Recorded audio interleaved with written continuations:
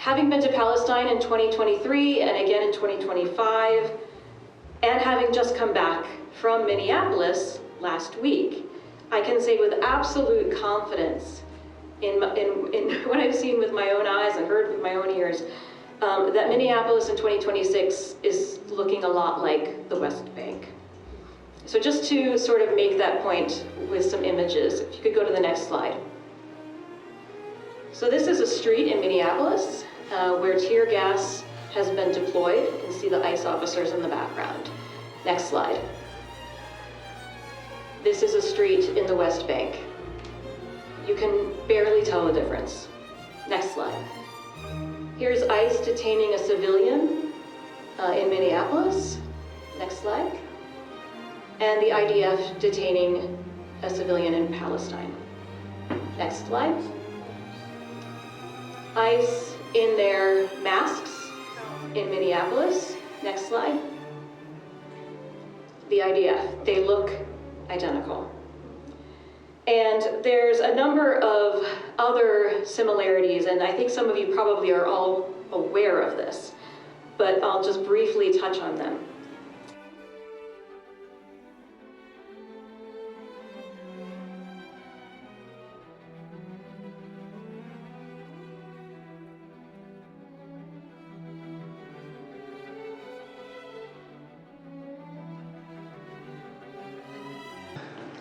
So my name is Michael Spath, and I'm with the Indiana Center for Middle East Peace. It's hard to believe, but we're in our 22nd year as a voice of peace, justice, human rights, and intercultural encounter.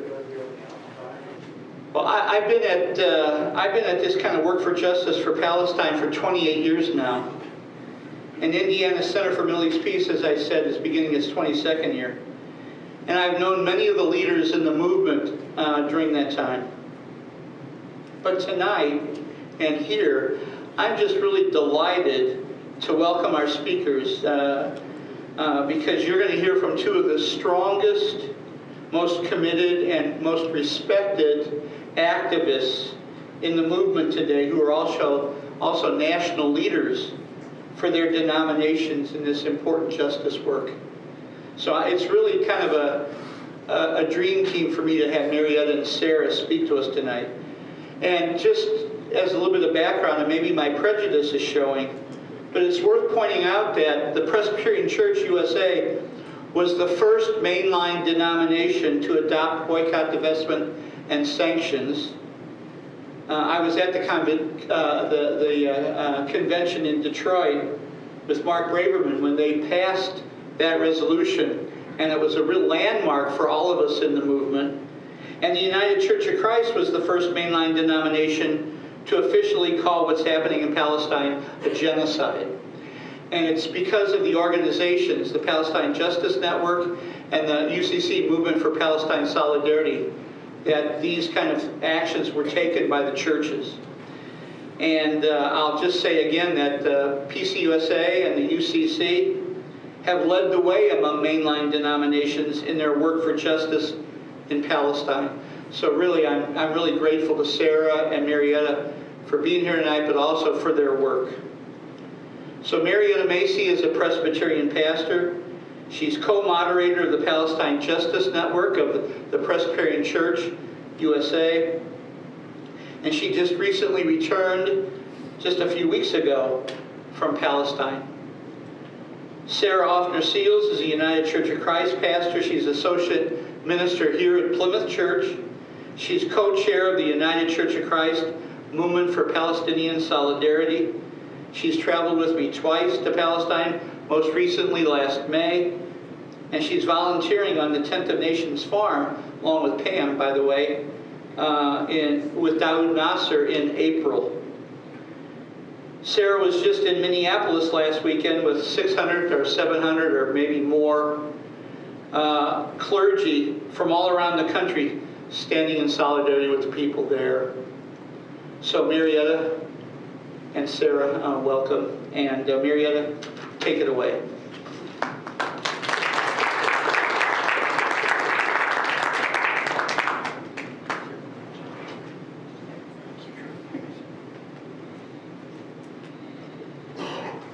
Well, thank you all for having me. It's, I feel like already difficult to follow that generous introduction, so we'll do our best here. You can go ahead and go to the next slide. Thanks. So as Michael said, I serve as co-moderator of the Palestine Justice Network of the PC-USA. We're formerly the Israel-Palestine Mission Network, so some of y'all may have heard that. We're the same group, we're the same people, growing in lots of different ways, including linguistically. And there are other mission networks in the PC-USA, but I want to set this up a little so y'all understand how some of our denominational changes have occurred the way they have. I think like some other PINs, Palestine-Israel networks, we are not an official entity of the denomination. But in the PC-USA, our mission network happened to be founded by a mandate of the General Assembly. So we have other mission networks, Congo Mission Network, Syria, Lebanon, and other places around the world.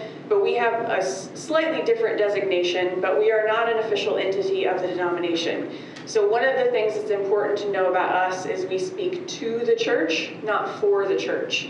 So a lot of what we advocate for and have a history of advocating for that has become denominational policy was not at the time. We were speaking to hopefully push in the direction we needed to go. And now, thankfully, in a lot of ways, we can speak for the church, having made a lot of the decisions that we are very glad they have. So that's a little bit of how our relationship with the denomination works. We work closely with our staff people that work in what used to be World Mission. How many of folks in here are Presbyterian? We've got a couple. I imagine there's some more online, but I won't bore you with getting into the details of this, but we're going through quite a few changes right now structurally and staffing-wise. And so our entire, what used to be World Mission department that had lots and lots of employees all over the world does not exist the same way it did. And so part of our work currently is figuring out how do we continue the ministries and partnerships and relationships and work that we all believe in without some of the structural denomination support that we've had. So we work closely with them, but we speak to the church, not for the church. You can go ahead to the next slide. A lot of our advocacy in the denomination has been focused on these particular areas. Different overtures, that's our language for kind of bills that pass. It works really fairly similarly, fortunately and unfortunately, to the US government, in that the people who come to our assemblies are made up of people from all over the US, from presbyteries, which function like states. And every General Assembly that we have, which meet every 2 years, is a different assortment of people that come representing their church. So in the process, the progress that we have made through these processes in our denomination, I have heard some folks describe things like us passing divestment as just winning the votes. That it doesn't really represent where the denomination is or where we should be going because the advocacy people just won enough votes to get that passed. But what I think is important to remember is it's a different, like 300 people gathering every time these assemblies meet. And every time for the last 20 years since our creation as a mission network, we've made progress. We have voted to divest from HP, Caterpillar, Motorola Solutions. We, just this last General Assembly, voted to divest from Israeli bonds, but other bonds from other countries engaged in prolonged military occupations. So there are things that we have pushed for to hopefully get where we are, which is still not far enough, which is what we'll hear more about in a minute. But along the categories of human rights, economic actions, solidarity, our First Amendment rights, and advocating for people to study these issues. As Presbyterians, we love education and we love to know lots about things before we make decisions, which sometimes makes things go a lot slower than we would like. But I also respect that we invest in really learning what's going on before you jump into a situation, because you can often cause more harm than good when you act too quickly. But also, if you wait too long, there's damage involved as well. So there on our website, I encourage you all to check this out, especially if you're engaged in your own denomination's work around this area. I think you can skip to the next slide. We have a timeline. This is a brief timeline of how some of our actions have gone. And on our website, there's extensive detailed links and information about where you can read about all the different overtures that we have passed. So if you're looking specifically at economic engagement, you can look at those. If you're looking at the theology of Christian Zionism, for example, we have a different set of overtures that have related to those things. But I like this graphic here because it reminds us all that this is a really long road, and we are in our own section of it. We didn't start this road, and we won't be the ones that finish it.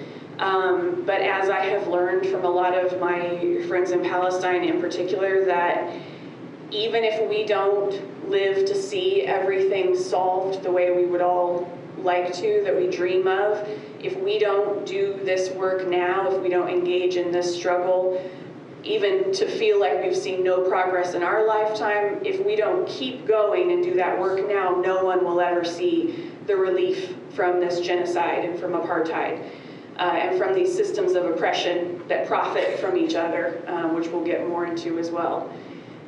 So as some of you all know, this was a long road to get to divestment.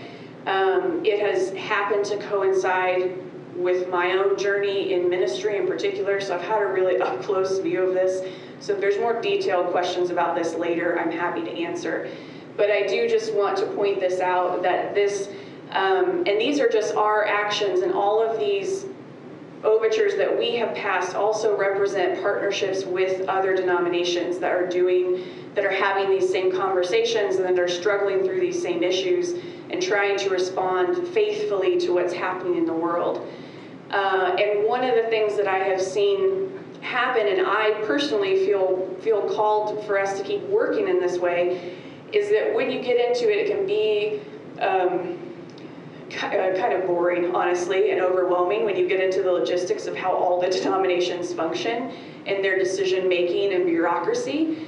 But one of the things that has made it possible for us to move, it seems, so quickly and have done things first a couple of times is because our structure is the way that it is. And as I said, every time we have a General Assembly, it's a different 300 people, different 300 elders and pastors who are gathered from coast to coast of the United States to make these decisions for our denomination.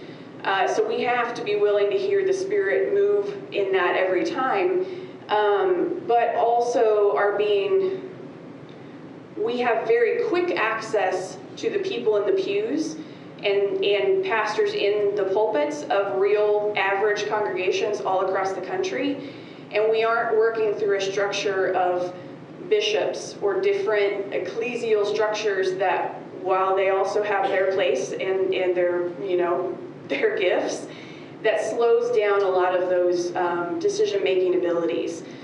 So while I do very, very much, and I will brag about my elders in this movement and the work they have put in for a very long time, we've been able to do this work because of the structure we have. And so we have, I feel, a duty to continue to speak to the church, not for the church, and keep pushing that envelope, because once one denomination makes a decision that seems controversial or seems like too much, it makes it so much easier for the other ones to follow.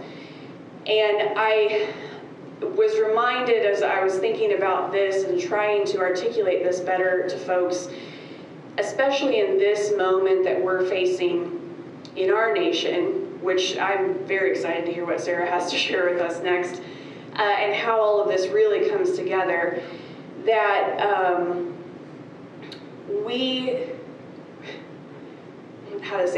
need to be able to respond to the Spirit quickly and agilely. And often when we work in groups, there have been experiments of this done. If you're witnessing somebody, I think there's one experiment that was done in particular. Someone was struggling to set up a tent, like a camping tent. Everybody that had been brought in for the experiment was there thinking they're doing an experiment after the tent is set up. So this person comes in and struggles in front of them to do this, and people in this study are more likely to jump up and help that person struggling to set up the camping tent if you're the only one in the room with them. So if they had a panel of people, like if you all were here waiting and I was up here struggling to set up a tent, you're much more likely to all, even though there's more of you, wait there because you assume somebody else is going to jump up and help me. And if nobody else has done it already, maybe it's wrong, or it would be awkward, or like rude, or offend me somehow. You know, you go into your own spiraling of bargaining yourself out of being the first one to jump up and do it.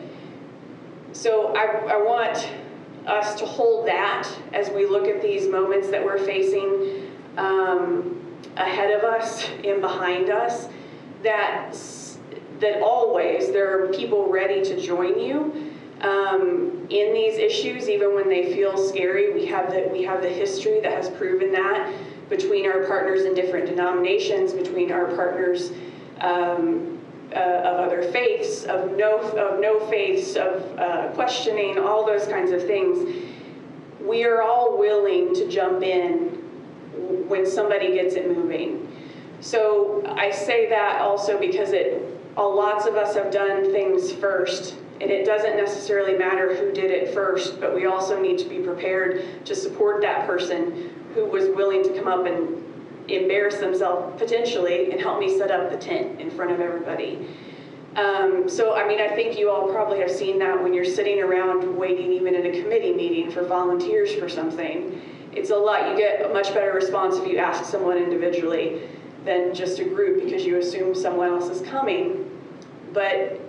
This sounds really fatalist, but I really want us to lean into this in this moment, that nobody else is coming to save us at this point. Nobody else is coming to save us in this country. Our neighbors are doing this for ourselves. Nobody else is coming to save Palestine. Everybody keeps expecting that there's going to be, or asking, you know, where's the Palestinian Gandhi? Where's the Palestinian whoever in history? But we also need to remember that everywhere in history, that name that we know was not the person who was doing all of the work. All of Palestine, if you've been, is covered with Palestinian Gandhis and Palestinian Martin Luther King Jr.'s and all of these amazing figures who have helped the arc of justice bend closer to the earth. But we are all part of that too. And sometimes we have to be the ones that are willing to jump out there and be the one that moves first. You can go to the next slide, please. So to bring you up to kind of where we're at right now and where we're focusing our energy as a network going forward, and where, again, I should say this too, our mission network was created specifically to help educate our denomination and to advocate for Palestinian rights, because we recognize that was not a perspective we were hearing. Those were rights that were very much being ignored at all different levels of religious and social government society. But we have, so where we ended our last General Assembly here is with several overtures that I am still astonished all passed unanimously through our General Assembly. And if you know anything about our process, that is astonishing. And I am coming from a 20-year history of, my first General Assembly was when divestment was brought up for the first time. And I was an 18-year-old youth advisory delegate. So that's how I learned where Palestine was, even on a map, was to deal with this issue. And one of my great heartbreaks and disappointments was seeing us actually undo that. We did actually pass divestment at the 2004 General Assembly, and in 2006 undid it. So to watch elders in my denomination that had raised me to profess the values of loving your neighbor and all these things, and then see them not do that, has been really challenging. But then to turn around 20 years later and see an overture that is calling, these are not easy topics that we've passed. Actually naming the situation apartheid was one of the overtures that passed unanimously. Divesting from Israeli bonds, for example. And one that I want to draw attention to, along with the bonds, because it wasn't targeting Israel specifically, but any country who's engaged in a prolonged military occupation. But some of these overtures that we have passed for different reasons originally work to support intersectional justice between other issues. So some of y'all, I don't actually know, I don't think we have Chevron up here, do we, in northern Indiana? Well, you all travel and you have friends other places, but Chevron is one of the boycott targets right now. We already, as a denomination, divested from Chevron because of their complicity in climate change and in causing a global warming and climate catastrophes. So it was really amazing when this campaign to boycott Chevron because of their complicity in the genocide in Palestine came out, when we as a denomination could say, for once, we're not actually profiting off of them. We already voted to divest because they're also complicit in these horrible injustices to the earth and to God's creation. So one of the others that we're in the process, we passed to start engagement with Palantir for their use of their General Electric as well.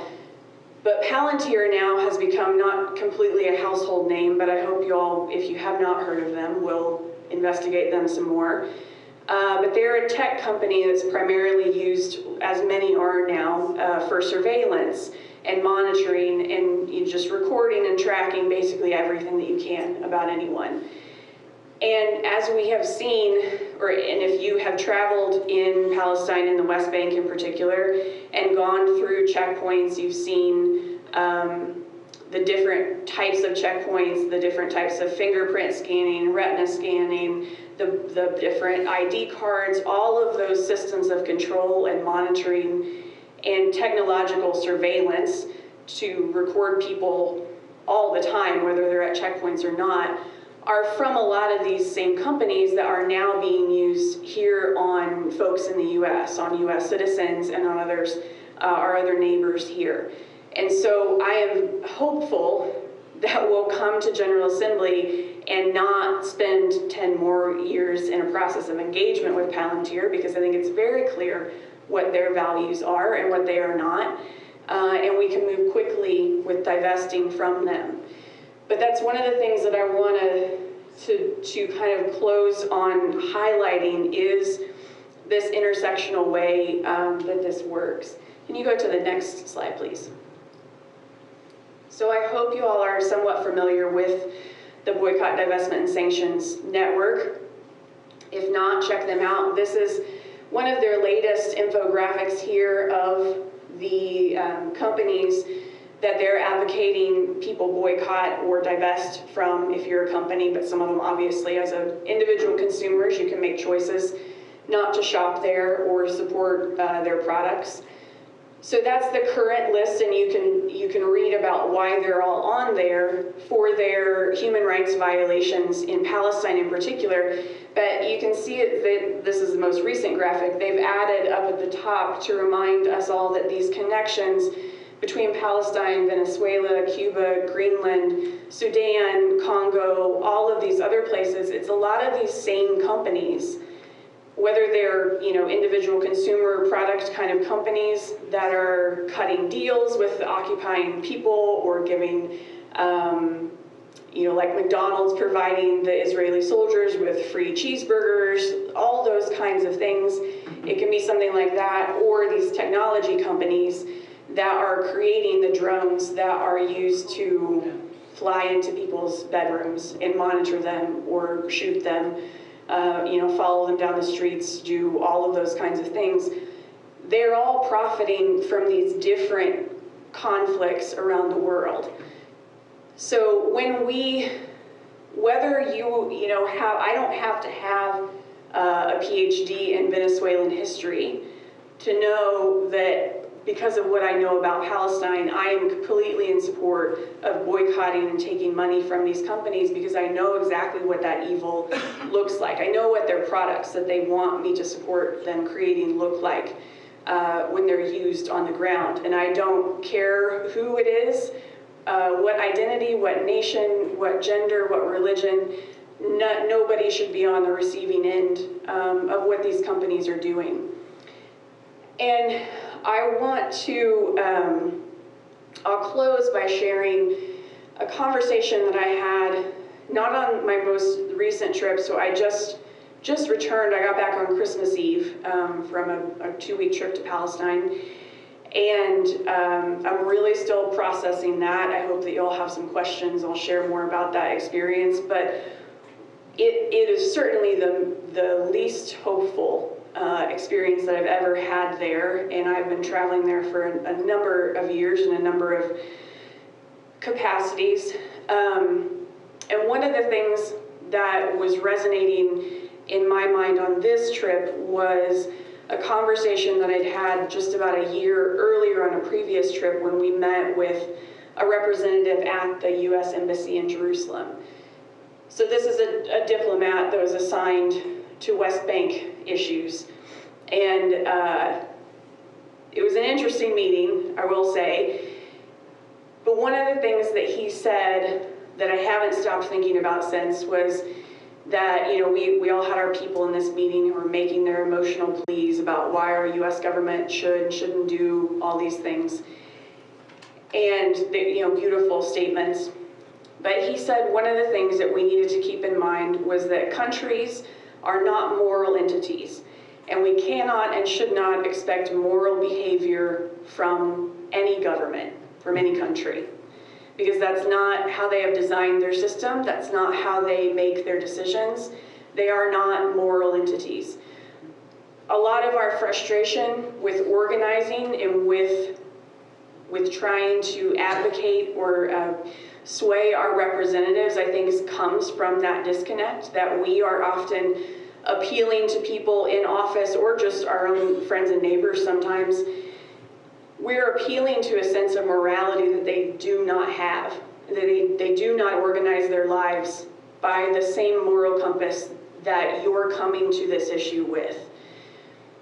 So I haven't changed anything that I've supported. I am doing this work because that's my faith and my morality and my sense of ethics that drives me to do this. But I am reminding myself and encouraging us all not to spend our spiritual and emotional energy on a brick wall. And what actually makes them change their minds or make ethical or moral decisions at the end of the day is economic pressure.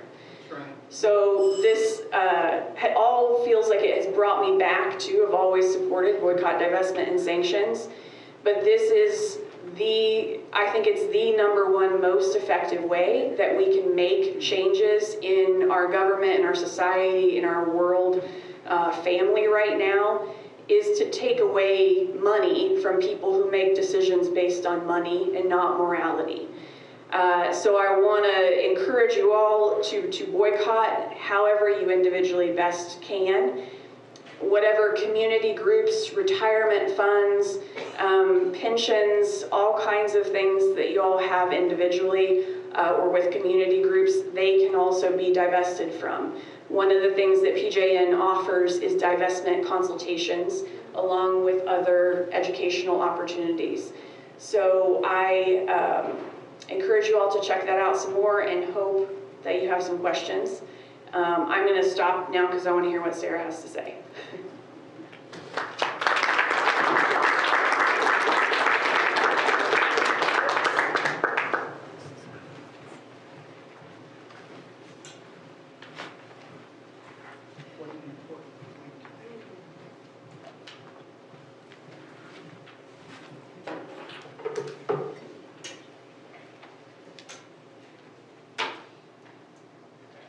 Well, good evening, everyone. This presentation is very different than the one I initially had planned when Michael approached me to speak tonight to all of you, because just last week I was in Minneapolis, responded to a call for clergy to come and support the people there. And Michael, there were 650 of us who were registered clergy who went there, and there were over 1,200 clergy who actually, in the end, showed up. So I want to start tonight with a quote from a man named Amin Hussein. He's a Palestinian-American activist, and until just recently, a professor at NYU. He was fired during the crackdown on all of the protests against students and academics for his criticism of Israel and the genocide in Gaza. So if you could go to the next slide. He recently said this: "A lot of people exceptionalize Palestine, but what Palestine does is clarify what is happening in the world. It's one kind of future." So what does he mean by this? Many scholars have pointed out that Palestine is a kind of laboratory. It's a blueprint for authoritarianism and fascism and white supremacy. International law has been tested in Palestine specifically and most recently, as we all know, in Gaza. And unfortunately, it has failed.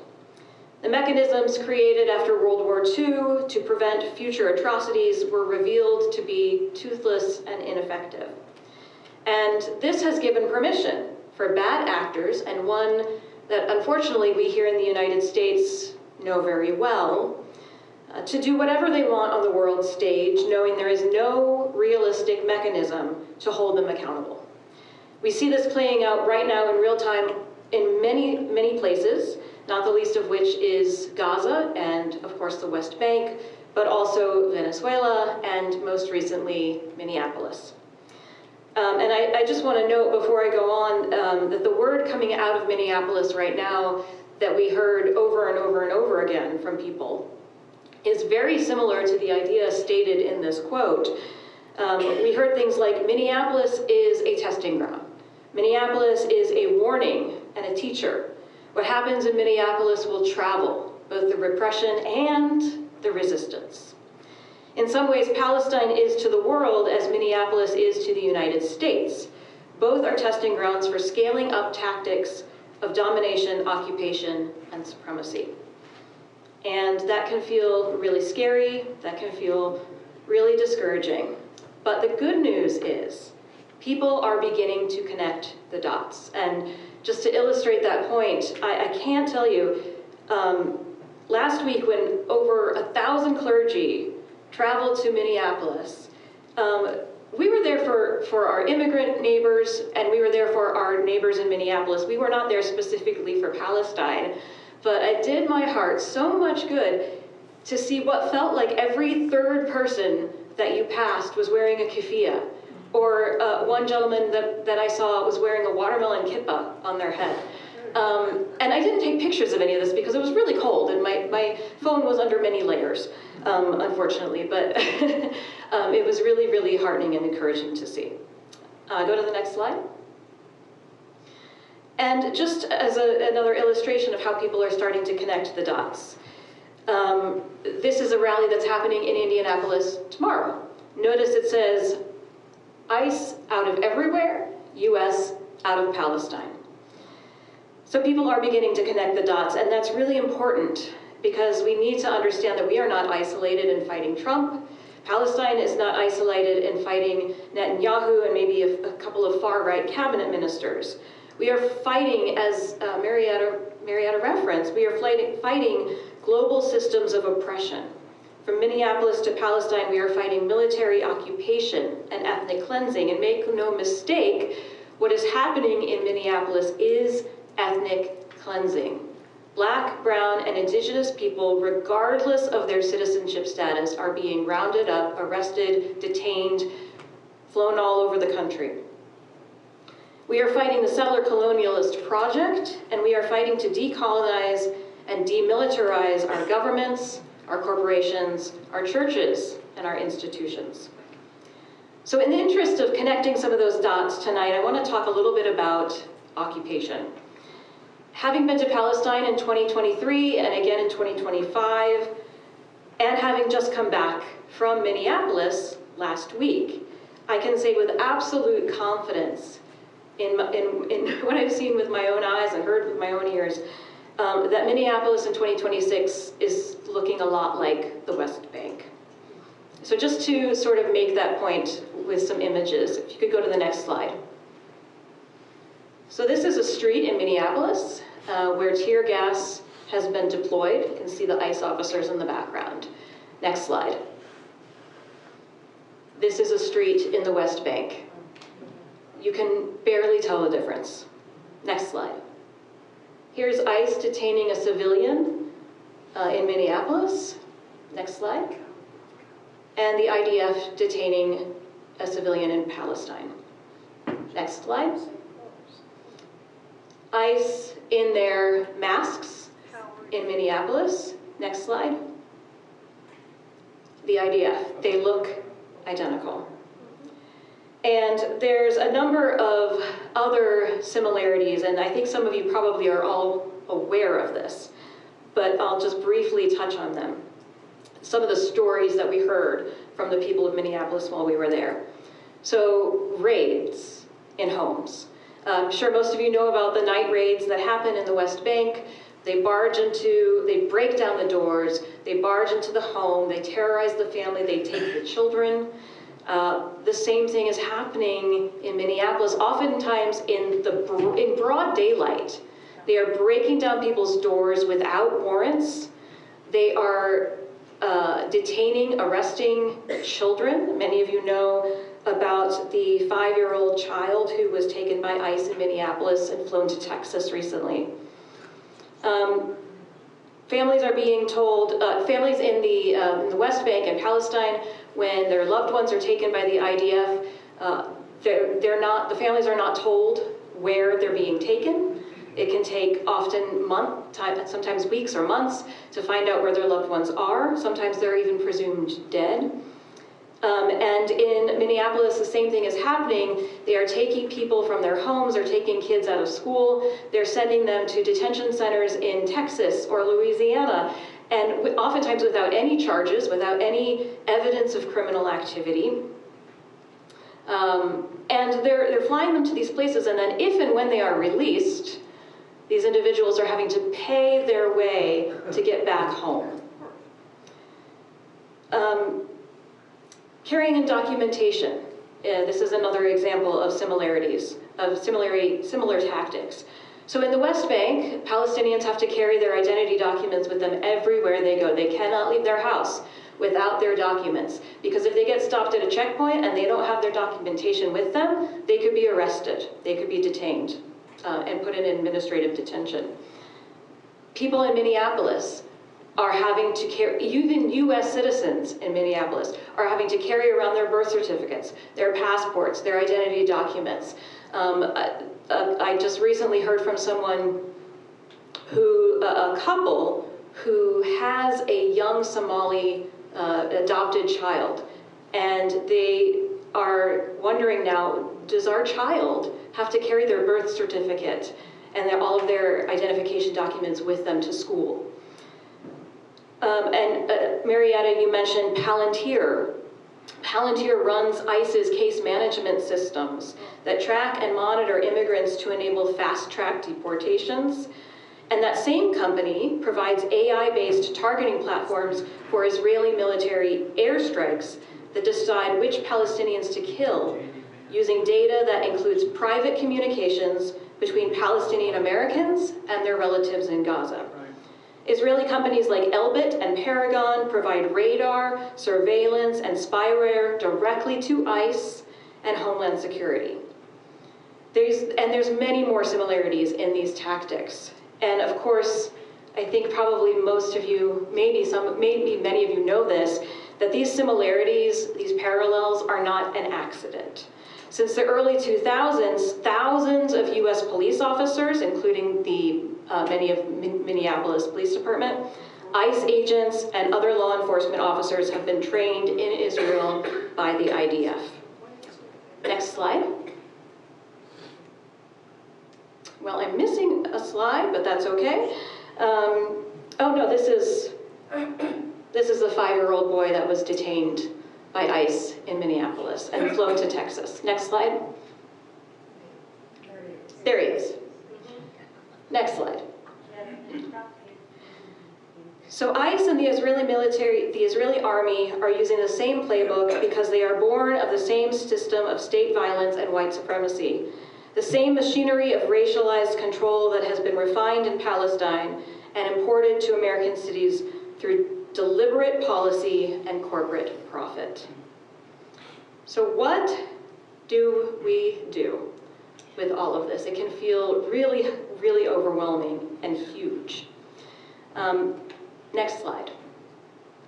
So as Michael mentioned, I am the co-chair of the UCC Movement for Palestinian Solidarity, which formerly UCC PIN.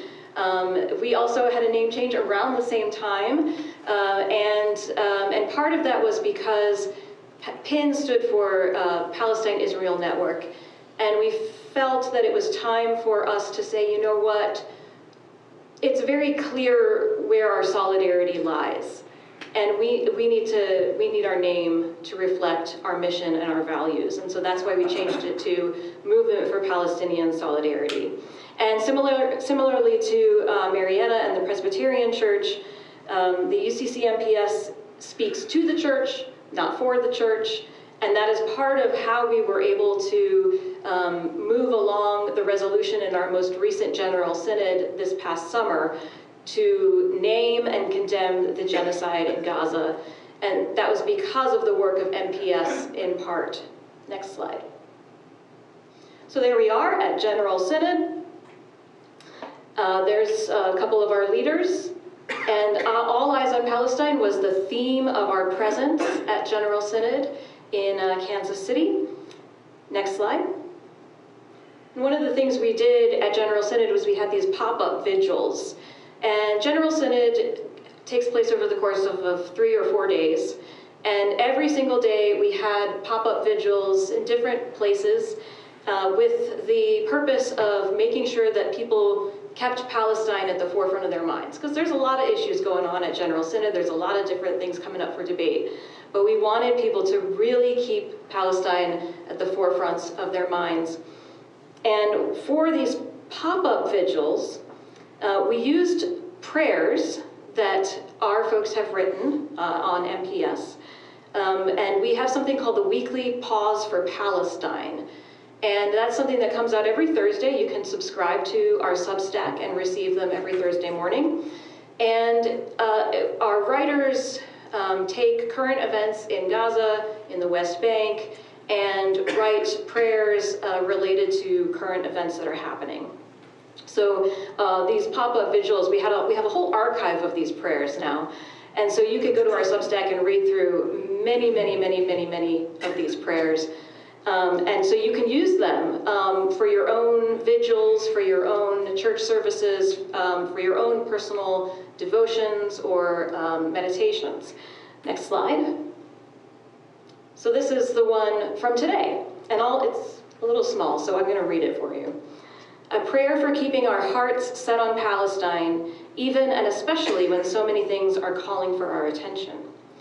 Sacred force of steadfast love, when the world fractures our focus into fragments, anchor us where suffering is prolonged and ignored. Keep Palestinians at the forefront of our minds, not as headlines and photos we scroll past, but as living souls to whom we are inextricably linked. And when new crises clamor for our attention, may our empathy not devolve into a zero-sum competition. Teach us again and again the practice of remembering. Beckon us back from the comfort of forgetting.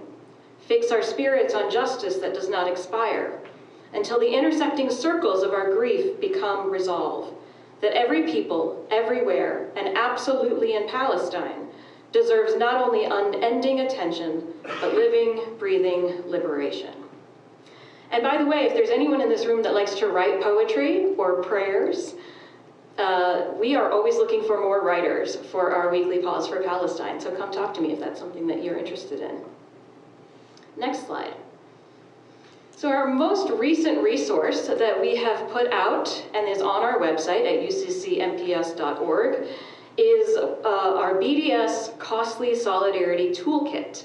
And so Marietta was talking about BDS, and I absolutely agree. I think it's one of the most important and useful tools that we have at our disposal, not just for Palestine liberation, but for collective liberation. And our BDS toolkit helps individuals and congregations find ways to educate themselves as well as to take concrete actions. Next slide. So here's a little bit of what's included in that resource. Why now and why us? Theological imperative for prophetic witness. So this talks a little bit about some of our resolutions. Marietta was talking about some of the Presbyterian resolutions. The UCC has very much been on a parallel track, I would say, to the Presbyterian Church. Sometimes they're first, sometimes we're first. You know, we go back and forth. What can we do as congregations, conferences, and individuals right now? What can we do with our treasures as conferences, congregations, and individuals? And be strategic, steadfast, and spiritually grounded like a tree planted by the water, and wise as serpents. So those are just some of the topics included in our resource. Next slide. This is one of the pages from the BDS toolkit. So I'm just showing this to you to kind of give you an example of the kind of information that you will find in it. It's all online, so all of these things are links that you can click into. I will highlight a couple of things. The Jewish Voice for Peace half hour of power for Gaza happens every day at I think 3 o'clock. And it's just, everybody gets on the call. They give you action steps that you do right then and there. Oftentimes it's calling your Congress members or writing to the New York Times. And the AFC Action Hour, which happens at noon on Fridays, is a very similar kind of thing. AFSC, by the way, is American Friends Service Committee. That's the Quakers. And I will also say that the AFSC website has really, really great BDS information. Next slide. And this is just more, kind of more details and more links, kind of information that you'll find in that toolkit. So as Marietta was saying, I think economic leverage is quickly becoming one of our most important tactics that we can use to resist authoritarianism. And this is very much in line with what we are hearing being promoted and used in Minneapolis right now.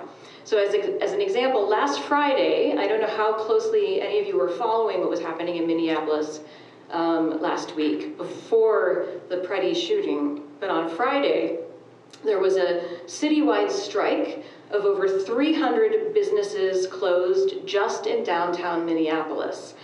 Go to the next slide. They are calling for another strike, this time nationwide, tomorrow. So if you are able, don't go to work, don't go to school, don't buy anything, don't purchase things online. This is happening tomorrow. And if you can, do some kind of action. Write an email to your senator and tell them that not to vote for ICE funding. Write an email to your senator asking them to hold the murderers of Renee Good and Alex Preddy accountable for their murders. Whatever, do some kind of action along with the strike. Next slide. So this is a picture. This was also on Friday of last week. This is clergy outside of the Target headquarters. And Target is one of the targets of the campaign in Minneapolis, in part because of their cooperation with ICE, in terms of their willingness to let ICE take their employees. And so one of the key demands outside of Minneapolis is a call for companies like Target, which is a Minneapolis-based company. Their headquarters is in Minneapolis. That's why this action was taking place there. And also national companies to become what they are calling Fourth Amendment businesses.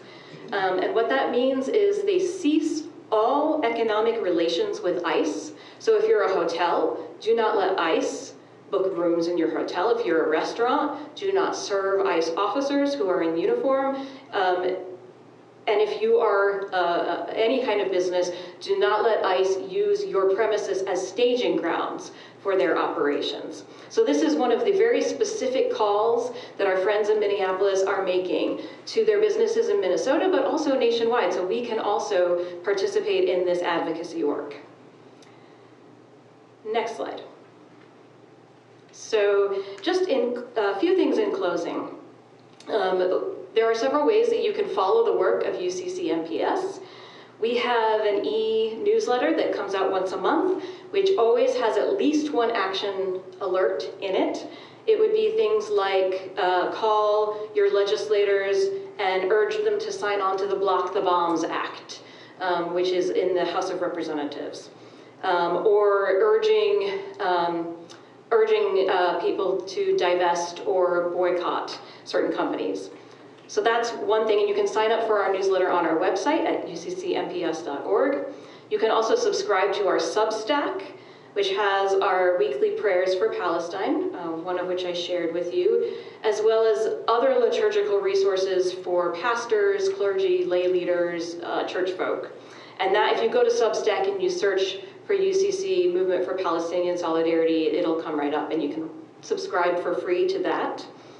You can join our quarterly calls for clergy and lay leaders, or really for anyone who is passionate about this kind of work and wants a supportive space. We just had one today, and this afternoon we talked about how to use the new Kairos Palestine document and what we can learn from it, and listening to our Palestinian siblings who produced that document. Our website has many, many educational resources, including the BDS toolkit, which I showed you, as well as past webinars and statements and many other resources. And we will be offering another way to engage with us, which I can't say too much about yet, but just if you want to sign up for our e-news, you'll hear all about it. I want to say a few things in closing. First, we have to keep paying attention. Just because there was a shakeup at the top, and just because some ICE agents are leaving Minneapolis, does not mean we can stop paying attention. In the same way, just because Trump says there is a ceasefire in Gaza, doesn't mean we can take our eyes off Palestine. It's the same plan in both places. Make people think that things are getting better so that you can continue to do bad things just more quietly. So, all eyes on Palestine, all eyes on Minnesota. Next slide. Second, what I saw in the people of Minneapolis looked a whole lot like what I saw in the people of Palestine. In Palestine, there is this concept of samud, which is an Arabic word that literally translates as steadfast. It is a kind of determination rooted in deep love for the land and for one's people. And that kind of steadfast determination was on full display in Minneapolis. And so just as I often lift up the people of Palestine for their steadfastness, for their determination, I want to lift up the people of Minneapolis for their courage, their love, their hospitality, their generosity of spirit, and their steadfast determination to take care of each other. What we saw there was neighbors loving neighbors. Don't believe anything else. Neighbors loving neighbors. Finally, Amin Hussein said that Palestine is one kind of future, by which he did not mean to say that Palestine's future is set in stone. But he was saying that authoritarian leaders will use the current reality in Palestine as a playbook in their own countries. But that future is not fixed for Palestine, nor for us. And what I've tried to do a little bit tonight is to illustrate a few ways in which those futures are intertwined. The people of Minneapolis are showing all of us the way, as are our siblings in Palestine. And I think the best thing that we can do right now is to listen to them and to follow them. Thanks.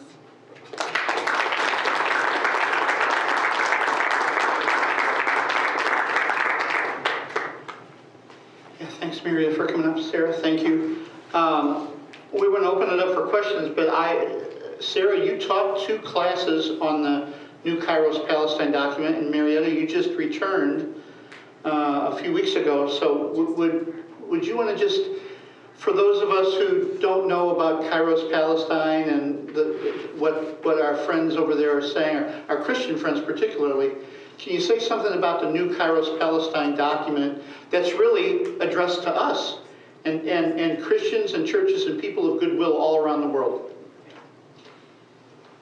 Could my friend at the slides go back to my presentation and go to the second to last slide? And I'll talk while you get that. So, fantastic question, thank you, because I forgot to talk about this at the end.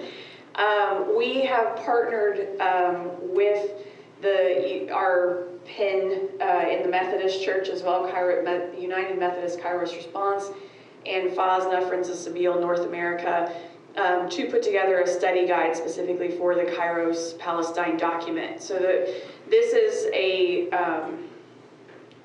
a new document. The first document was released and written in 2009, and Kairos is a Greek word for time, for moment, but it implies like a particular moment to act, and the way that God intervenes in time, or the way that God is calling you to respond in a moment, not like linear time. So our Palestinian Christian friends in Palestine wrote that document in 2009 as a call to Christians around the world, saying, this is our moment. We need you to know this is what's going on, and we need you to act now. And then we've seen what's happened since 2009. So they have released a new document. This one was just written in November of last year, and so we put together a study guide for it. So it can be done in several weeks. You can do this by yourself or with groups. But it is a kind of an update on things. It's not an informational document about, statistics of checkpoints or arrests or things like that. But this is a theological report and reality of how our Christian siblings are hearing God speak to them to tell us what we need to hear as siblings of faith. So this is in their words, and I also want to emphasize that the work that we do as these denominational networks are done with our Palestinian and Israeli partners, with our partners of other faiths, and are not done for them or as us speaking up or in place of them. So all of these overtures, resolutions, things that we have passed, this document specifically is a good example of us highlighting their own voices, and so hearing their reality and their theology in their own words. So this contains the document itself that they wrote, a leader's guide to help you facilitate discussions with lesson plans to go with that. There's also worship liturgy, so your congregation can join in one Sunday on this, and with a children's sermon to go along with that as well. There's also readers' theater section, so this could be done as a standalone event, which could be a nice fellowship event.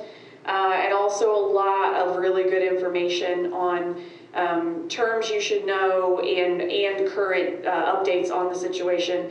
And then current denominational policies, there will be different versions of this that different denominations can put in their own policies. So y'all can study your own stuff if you want to use this. So we have a Presbyterian one written now though. So that has just come out, and we do really want to highlight this because of the moment, but also because this is Palestinian Christians speaking for themselves. I love that you ended on Palestinian Christians speaking for themselves, because it dovetails very nicely into what I was thinking that I was going to say, which is that in Minneapolis, there was a word that they kept using over and over and over again: followership. Our job as predominantly white American Christians is not to lead the way. Our job is to follow the call of our Palestinian siblings, and now, of course, our neighbors in Minnesota. And so I will just say a quick word about how those things relate in terms of the Kairos Palestine document. So there's 5 things that the Kairos Palestine document calls us to. And every single one of those things relates to Minnesota as well. Number 1 is clearly name the reality of genocide, occupation, and ethnic cleansing. Yes, we do that in Gaza, we do that in the West Bank, and we do that now in Minnesota. We clearly name that what is happening in Minnesota is ethnic cleansing. It is military occupation. Number two, advocate for accountability and uphold international law. One of the demands coming from our friends in Minneapolis is not just that ICE gets out of Minnesota, that is predominantly the main demand, but also accountability for the murders of Renee Good and Alex Preddy. These officers need to be held accountable for their crimes. Reject and expose theologies that justify oppression. So in the case of Kairos Palestine, that is Christian Zionism. But here in the United States, that's white Christian nationalism, which the two are kissing cousins. Number four, practice costly solidarity. We saw this on the streets of Minneapolis. I can't even tell you, it was so overwhelming in the best possible way. People like us, people who look like us, standing between ICE officers and their Black, brown, and indigenous neighbors. It's time for us to put our bodies on the line, to practice costly solidarity, to show up for our neighbors in ways that we have not been called to do oftentimes in this country. And number five, to support creative, nonviolent resistance. In Minnesota last week, that looked a lot like singing. There was a lot of singing, and there was dancing, and there was joy. And so I guess one thing that I would just say to sort of conclude this comment, don't forget to sing and dance and be joyful in your resistance.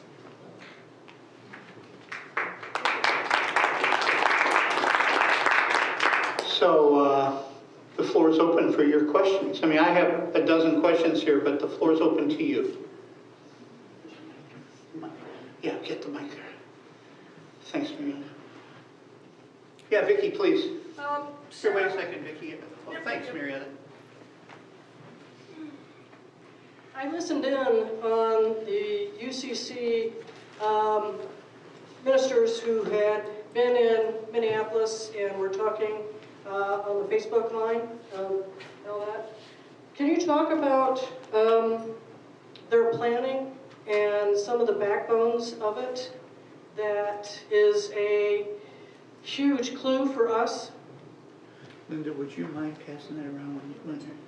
That is such a great question. I'm so glad you asked that, Vicki. So if you know Minneapolis at all, you know that they're not new to this. In 2020, George Floyd was killed. In 2016, Philando Castile was killed. So they've been organizing for a long, long time. And one of the things that they said was this kind of, they were so organized. They were so united. They were so together. But that doesn't happen overnight. They were also brave, so brave. And that doesn't happen overnight. It takes relationships. It takes building relationships. So wherever you are, whether you're here in Fort Wayne or Bloomington or somewhere else, start building relationships now so that we have these bonds of community, these bonds of neighborliness, so that when and if ICE does come to your community, you have those relationships to fall back on. Who's next? Ron? I can scream. Well, use the microphone, please. No, just simply, my wife and I were involved a long time ago, like 20 years ago, with helping settle some Burmese residents. I heard some. Huh? Yeah. I heard. Is there some problems in Fort Wayne? I know we have a large Burmese population. Has there been some rumblings about problems with that community in Fort Wayne? How can we help? So Catholic Charities, who does a lot of work with the Burmese community, has put out some information in the interest of sort of saying, look, don't panic. ICE is not here yet, and there has been no evidence necessarily that ICE is on their way here tomorrow. And our Burmese population, many of them have been here for decades. They are, many of them, citizens, green card holders, and refugees. Not that that necessarily means anything to ICE, But we are also in a red state in a not super progressive city. So we're not necessarily a target right now. I think there are bigger fish to fry. However, that doesn't mean that we shouldn't be prepared. There are rapid response networks in Fort Wayne that you can be a part of, where if there is something questionable. The other day, there were a couple of unmarked SUVs outside of a Burmese home, and so the rapid response network, somebody took a picture of where they were and sent it out. I happened to be about 5 minutes away, so I went over there. The SUVs were gone, nothing had happened. But these are the kinds of things that we need to be organizing now so that we're ready if and when something should happen in the future. Evan. Thank you. Who is the we in Fort Wayne? Who is the organizing entity that people can look to know factually what's going on and what to do? Evan's one of the founders of Hoosiers for the Separation of Church and State, Hoosiers United, with the readers at the UU. Yes, Evan, hi. Pam, what's the name of that organization again? Something Fuerza? Fuerza Unida. Fuerza Unida. Find them on Facebook or Instagram, follow them, they put out alerts. Oh, I can't spell that. F-U-E-R-Z-A dash U-N-I-D-A. Did I get that right? Right. Yeah.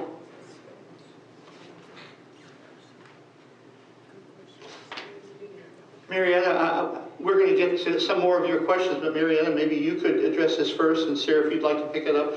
We hear the news about the President's Board of Peace. From the Peacemaker-in-Chief.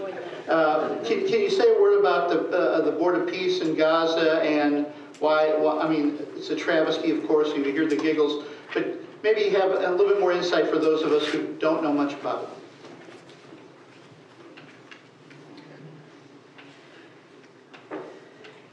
Yeah, I think the giggles are the appropriate response. In a way, I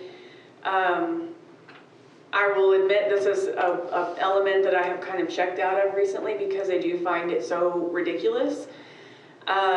This is, I mean, it's the epitome of these world actions that have landed us in this place to begin with, that somehow certain people have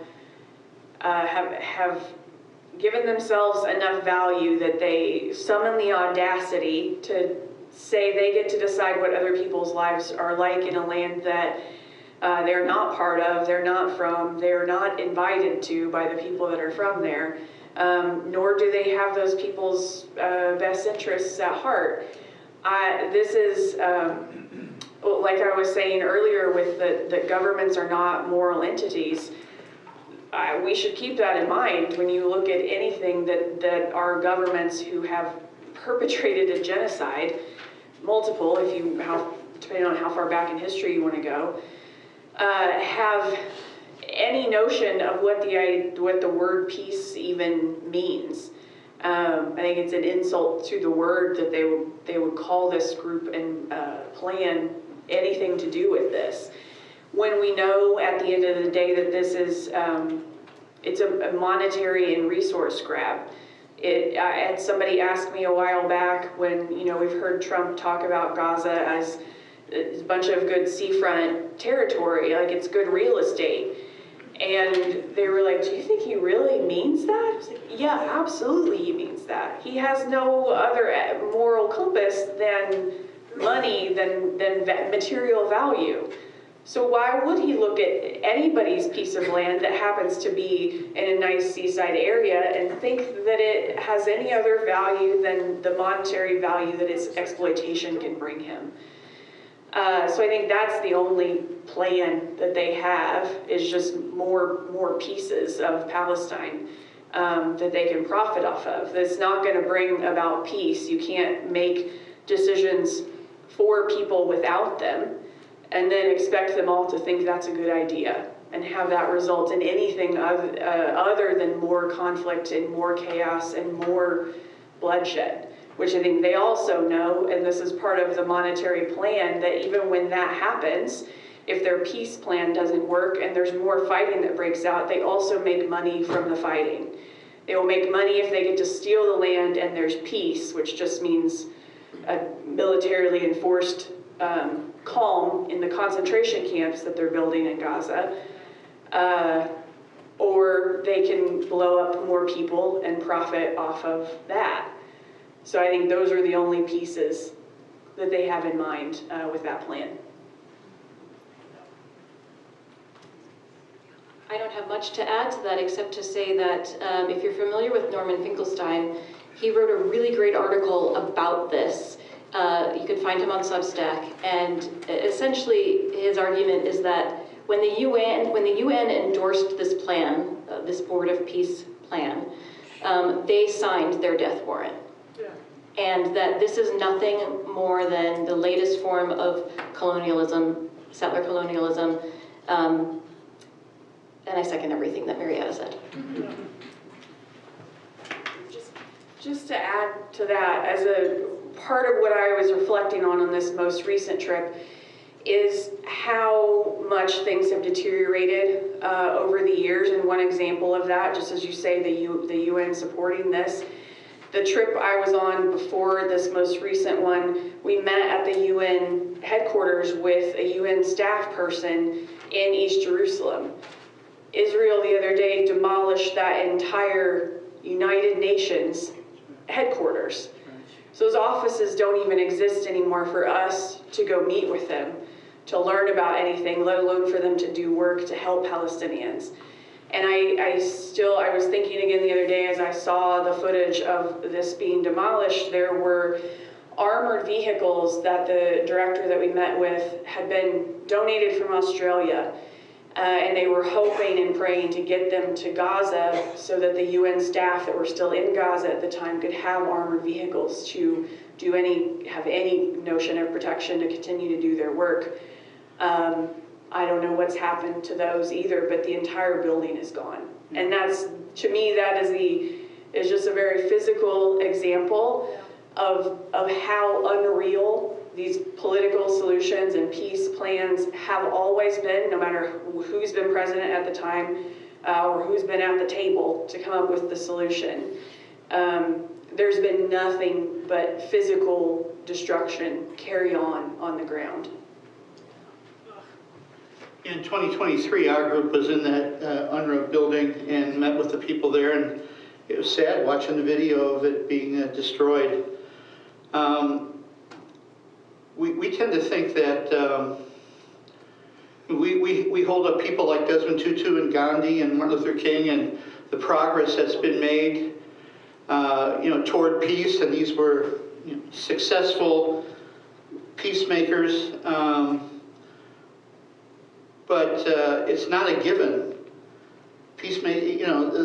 Success, however you want to define it, it's not a given. Ask the Tibetan people, or ask the indigenous peoples of this country.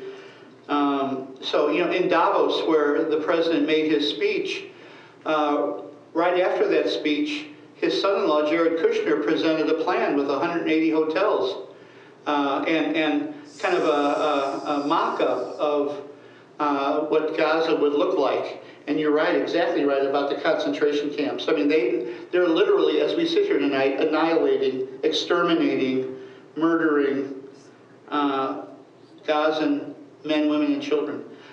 Other questions? Thanks, both of you, for that. I didn't tell you ahead of time I was going to ask about it, so thank you. Any other questions? Yeah, please, Pat. Directed to the... Here, use the... Oh, okay.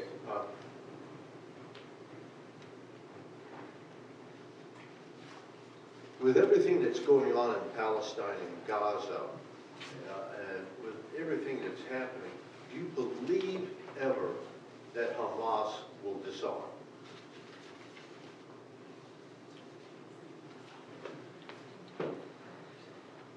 No. I think I can sit down now. I'll say more about it, but no. And I support nonviolent resistance, but I don't expect them to lay their arms down. There's no way that you can demand you cannot demand utter submission and dehumanization, self-dehumanization of a population and not have them fight back in some way. And the people in Gaza and in Palestine, all over the world, the diaspora, all their friends and family that supported them, have engaged in a number of nonviolent resistance tactics. And just a few years ago, I don't know if you all followed, but the Great March of Return was a movement that was started in Gaza, and folks just marched to the edge of the fence every day, just demanding, because these are refugees, their families are not originally from Gaza, a lot of the people in Gaza are not from there. They were depopulated from other Palestinian villages in 1948 when the State of Israel was created, or in 67 when more people were moved and forcibly evacuated from their lands. And they have always been told they have the right to go back to their villages. Some of them now are covered with Israeli settlements or trees that have been planted to cover up their existence. And so they marched just to the fence every day, no weapons. It was not Hamas, there's nothing. There were children dancing, doing dabka, singing songs. They were throwing some rocks at one of the most technologically advanced militaries of all time. Most expensive pieces of security equipment at this wall. Israel made a game of shooting children and these nonviolent protesters in the legs specifically to cause amputations. Because they had a policy in the West Bank during I think it was the first Intifada, the broken bones policy, where they would capture children and intentionally break their bones by hand or with rocks, wherever they were, just to cause that much physical and emotional damage. That a lot of this damage that Israel has done is intentionally doesn't kill people. Like a lot of the prisoners that they have released from Gaza, and the world wants to give them ethical credit for releasing prisoners. They didn't release them because they had a change of heart and thought these people shouldn't be there. They wanted them released after they had been tortured so that they could go tell everyone how horrible it was, and to see these people who were so broken, some of them lost the power of speech after being tortured in Israeli prisons.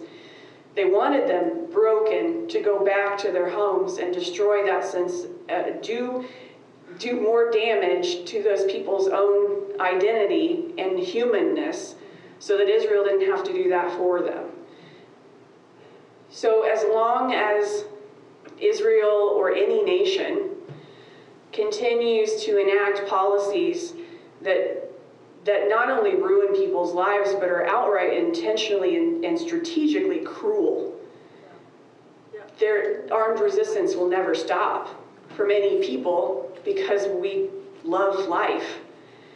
And this violence is not coming from Palestinians because they crave violence or because they're an outright, just hereditarily violent people.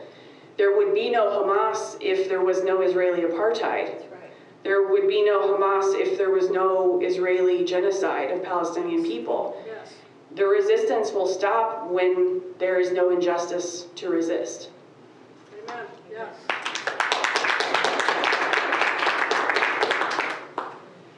I will echo all of that, and I will mention Thomas Merton, who many of you know, famous nonviolent commitment to peace, wrote in his book Faith and Violence that those of us who are sitting in sort of privileged, safe Western spaces have no right to tell people who are under occupation, who are being oppressed, that they cannot resist with arms.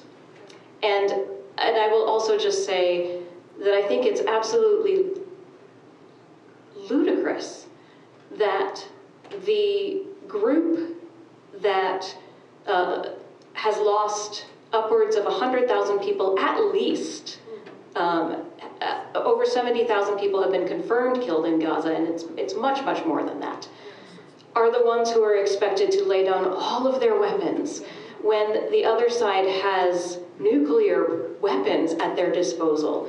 They have fighter jets, they have bombs, they have drones. How is it that we're asking this ragtag resistance group to lay down their arms? And I'll just say one other thing in relation to the Board of Peace. What happened in 1948, people were expelled from their towns and villages. Many of them ended up in Gaza. And there were massacres that happened at many of these sites, these towns where Palestinians were expelled. To cover up those massacres, they built Israeli towns and villages over the rubble of these Palestinian villages. And they're intending to do the same thing in Gaza. There are thousands of people buried under the rubble. And what they want to do, this Board of Peace plan, is to go in, demolish everything, and build on top of the rubble and erase all of the evidence. I cannot say to people living in Gaza right now, don't resist.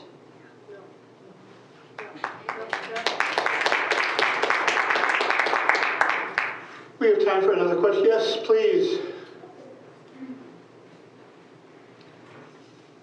Hi, I really appreciate you both making the connections between tactics of violence and cruelty we've seen with the IDF and how those same tactics, same weapons, and same surveillance systems are transferred or used on US citizens, people living in the United States, the exporting of that kind of violence.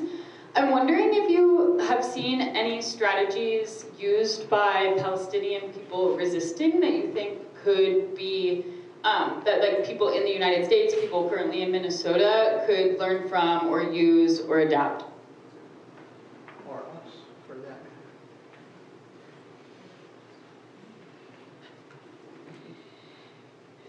Yeah, I think, first of all, it's just learning the spirit of resistance.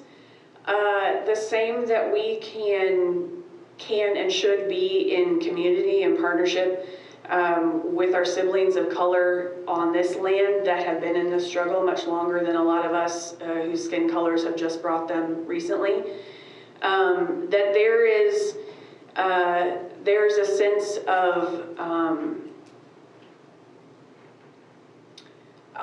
long-term thinking that I'll say I've learned from Palestinians specifically, that, like I was saying earlier, I have lost a lot of hope that I even had earlier in my life for this situation getting better. But walking the land in Palestine gives you a different view of time. I don't know if this is a fun fact for you all, but olive trees can live for thousands of years. There's one there that is around 5,000 years old. I just revisited when I was there the other day. But to think, like, that is a living tree that has been cared for by people consistently that entire time. And there's been empire after occupying empire. The Romans, the Greeks, the Ottoman Empire, the British Mandate of Palestine that has been through that land. And the Palestinian people have been there the entire time. And so a lot of their resilience and that sense of samud, steadfastness that they exhibit in all kinds of different tactics is the seed of that a lot. That gives them the willpower to write this current occupation and regime off as just another one that will also die in the land like others have. And so taking that long-term view of this struggle is something that I think we definitely need to learn from them. It's not specifically a tactic, but it influences and strengthens and fuels a lot of the others when these struggles for justice wear us down. I remember, and just learning to share, to be in community with each other and support each other in these moments. I remember I went to Ferguson the week that Mike Brown was killed, and that was the first time, my first awakening. I was already experienced with Palestine, but seeing these same tactics as we're seeing so clearly in Minnesota now and in other US cities, and have during the Black Lives Matter uprising for justice in our own country. That we saw our police use these same tactics, and one of the first things I remember seeing was Palestinian protesters, folks who had experience or just experience living with a lot of tear gas, tweeting advice to protesters of how to deal with tear gas. And it helps to have an onion. That's one I think we've forgotten how to do this, by the way, because it helps your senses respond to the nerve gas, because that's what tear gas actually is. But again, it's like, we need to stay friends. We need to stay family. We need to stay connected. That's what gets them through these situations of long-term deprivation.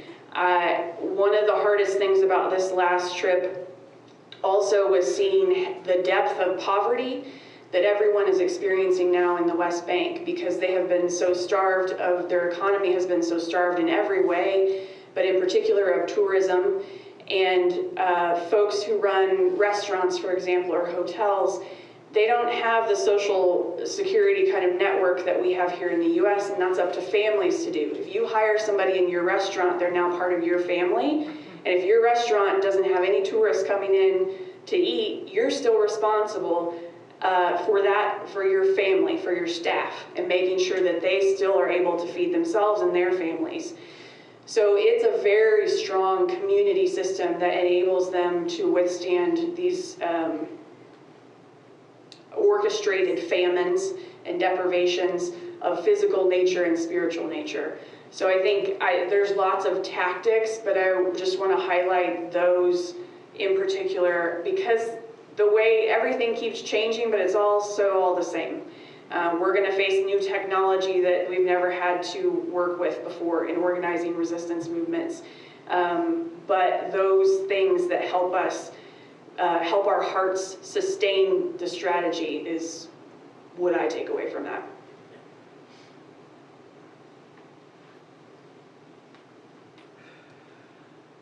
I absolutely 100% agree with that, and I'll just add one thing, which is actually not adding, it's just calling back to our conversation around BDS, which is a tactic that was started by Palestinians, a Palestinian-led movement, and it fits into a larger tactic of non-cooperation. So if you can find non-cooperation trainings, they happen online, they're happening all over the place these days, but those are the kinds of tactics, I think, and we've already talked about it tonight, so I won't go any further with that. We have time for maybe one more question.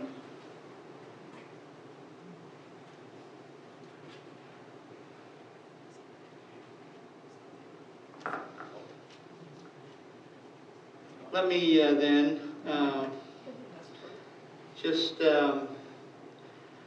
I mentioned this in the sermon on Sunday, and Sarah said that Timothy's going to mention it this coming Sunday here. Take a look at the Department of Homeland Security. If you can Google this, Department of Homeland Security ICE recruitment video. And it starts out in bold Gothic letters, "Blessed are the peacemakers." It quotes from the Gospel of Matthew. "Blessed are the peacemakers." And it shows ICE soldiers, military agents, knocking down doors, rappelling from helicopters onto boats, rampaging on streets with blaring. And by the way, then it goes, "For they shall be called the sons of God." So this beautiful beatitude, but blaring in the background are the lyrics from "Everybody Wants to Rule the World." Blessed are the peacemakers, everybody wants to rule the world. It's about a 2.5, 3 minute video. I mean, it makes you ill, but it's also, it gives you an indication that this is not just a political, I mean, that's one of the reasons why it's important, the work that you're doing in the church, and not just for the UCC and Presbyterian Church, but for all of us, and for non-religious people, for secular people too, because religion, this is a religion of the state. This is a state religion now that we're seeing, and it's hijacking not only the words of Jesus, but the entire gospel. Well, before we say thanks to Sarah and Marietta, what they said tonight about, I mean, it was worth the price of admission tonight that both of them emphasized that these folks say that states are not moral entities. And just think about the implications of that. And so when you talked about, progressives have always been uncomfortable with the use of power. And I'm not talking about force, I'm talking about just whether it's economic power, sanctions, divestment, or the kind of psychological, spiritual power that we can kind of engage with each other. The words that we like to use sometimes is make the occupation costly. Make the occupation costly. And one way to do that, and I'm glad that you both emphasized this, and the Kairos Palestine document number 2 does too, we can tell the truth. Whether it's on a larger scale, or whether it's a conversation over coffee with a friend, or whether it's on social media, or whatever venue you have to operate in, we can at least tell the truth. And so we name things what they are. And I want to say personally how grateful I am for Sarah and Marietta being here tonight, but also for the work they do nationally. These are national leaders, and I'm grateful for them, so thanks.